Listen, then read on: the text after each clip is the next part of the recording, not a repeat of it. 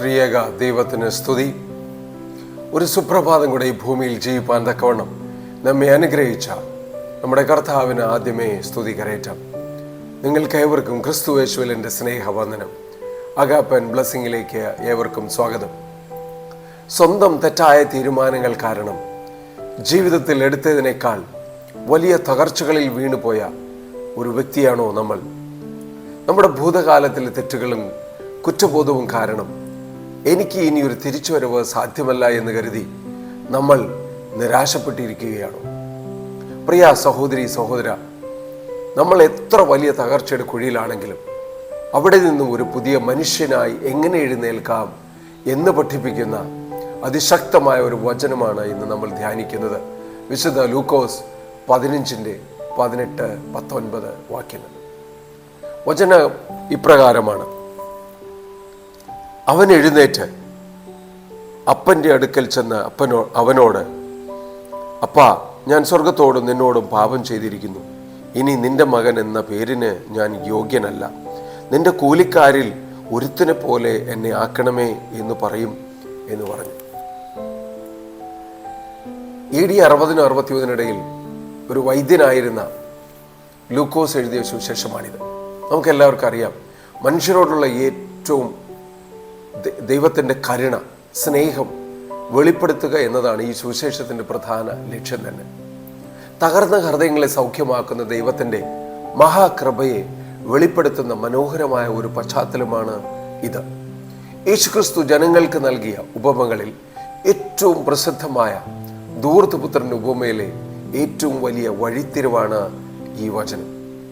അപ്പൻ്റെ സ്വത്തുക്കളെല്ലാം വാങ്ങി ദൂരദേശത്തേക്ക് പോയി ധൂർത്തടിച്ച് കളഞ്ഞ ആ ഇളയ മകൻ ഒടുവിൽ ദാരിദ്ര്യത്തിലും വിശപ്പിലും ആകപ്പെട്ടപ്പോൾ പന്നികളെ മേയ്ക്കുന്ന ഒരു ജോലിയിലാണ് ചെന്ന് എത്തിപ്പെടുന്നത്. പന്നികൾ തിന്നുന്ന തവിട്ട് പോലും തിന്നാൻ കിട്ടാതെ വിശന്നു വലഞ്ഞ് ജീവിതത്തിൻ്റെ ഏറ്റവും വലിയ പതനത്തിൽ ആ പന്നി തൊഴുത്തിൻ്റെ അഴുക്കിൽ ഇരിക്കുമ്പോഴാണ് അവൻ്റെ ചിന്തകളിൽ വലിയൊരു മാറ്റമുണ്ടാകുന്നത്. അവൻ ചിന്തിച്ചു, എൻ്റെ അപ്പൻ്റെ വീട്ടിൽ എത്രയോ കൂലിക്കാർ സുഖമായി ജീവിക്കുന്നു, ഞാനോ ഇവിടെ വിശന്ന് മരിക്കുന്നു. ആ തിരിച്ചറിവിലാണ് അവൻ ഈ വാക്കുകൾ പറയുന്നത്. അപ്പോഴവൻ സ്വയം തിരിച്ചറിഞ്ഞു, ഞാൻ എഴുന്നേറ്റ് എൻ്റെ പിതാവിൻ്റെ അടുക്കൽ പോകും. ഇതാണ് ജീവിതത്തിൽ ഏറ്റവും വലിയ മാറ്റത്തിന് തുടക്കം. നമുക്ക് ഇവിടെ നിന്ന് പഠിക്കാനുള്ള പാഠങ്ങൾ എന്തൊക്കെയാണെന്ന് ചുരുക്കത്തിൽ നോക്കാം. 1, മാറ്റം ആരംഭിക്കുന്നത് ആത്മപരിശോധനയിൽ നിന്നാണ്.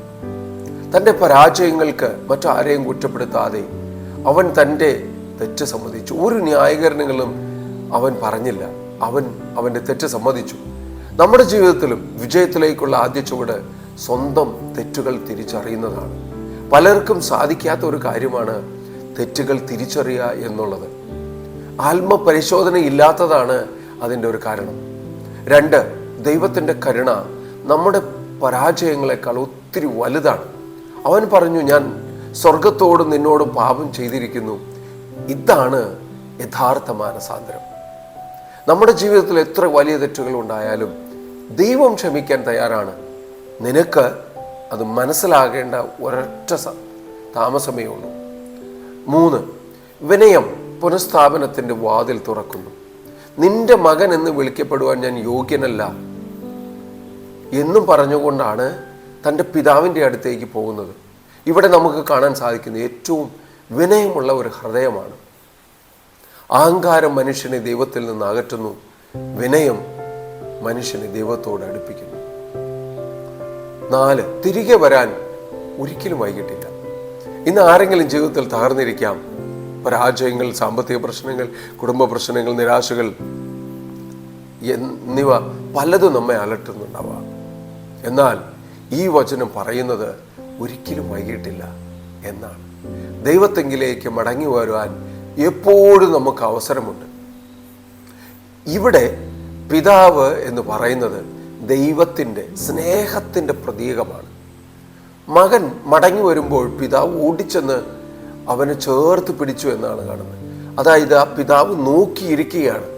ആ മകന് വേണ്ടിയിട്ട് എല്ലാ സമയത്തും പ്രതീക്ഷിച്ചിങ്ങനെ ഇരിക്കുകയാണ്. അതുകൊണ്ടാണ് അവൻ ദൂരെ നിന്ന് ആ മകൻ വരുന്നത് കണ്ട് ഓടിച്ചെന്ന് കെട്ടിപ്പിടിച്ചു. ഇതാണ് നമ്മുടെ സ്വർഗീയ പിതാവിൻ്റെ ഹൃദയം. നമ്മെ ശിക്ഷിക്കാനല്ല, രക്ഷിക്കാനാണ് ദൈവം ആഗ്രഹിക്കുന്നത്. നമ്മുടെ പരാജയങ്ങൾ നോക്കിയല്ല, നമ്മുടെ മടങ്ങിവരവ് കാത്താണ് കർത്താവ് നിൽക്കുന്നത്.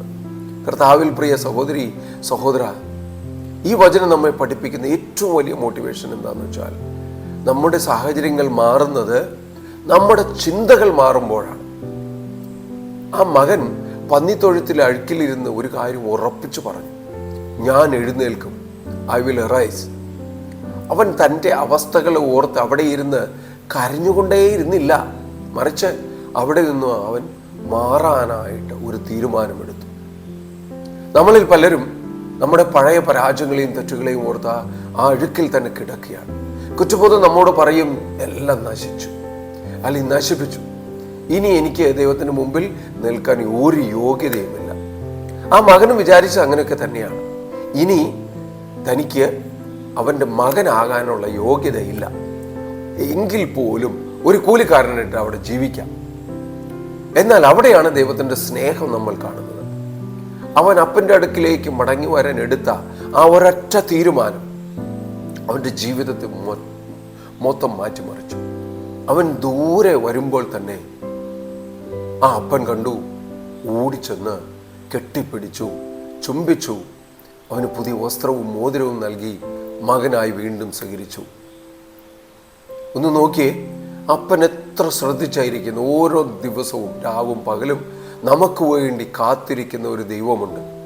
നമ്മുടെ മുൻപിൽ ഒരു അത്ഭുതം നടക്കണമെങ്കിൽ ആദ്യം നമ്മുടെ ഉള്ളിൽ ഞാൻ എഴുന്നേൽക്കും, എൻ്റെ കർത്താവിൻ്റെ മുന്നിലേക്ക് പോകുമെന്നുള്ള ഒരു തീരുമാനം വേണം.